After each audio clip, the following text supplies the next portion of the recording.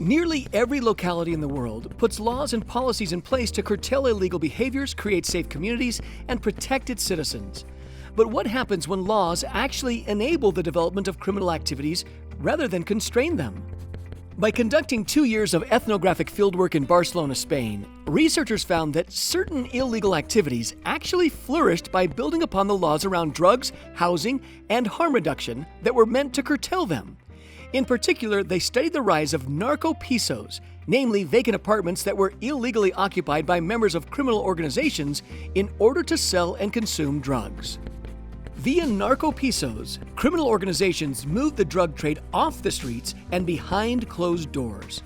Their existence was well known, but housing laws tolerating occupation jeopardized police intervention. Further, the lack of coordination between housing and drug laws often allowed criminals to quickly reoccupy the apartments even if they'd been evicted.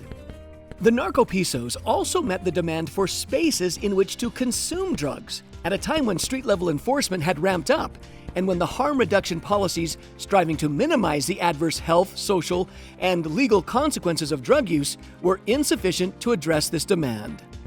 Wonder how legal embeddedness may actually enhance criminal organizations? If so, you may want to read this paper.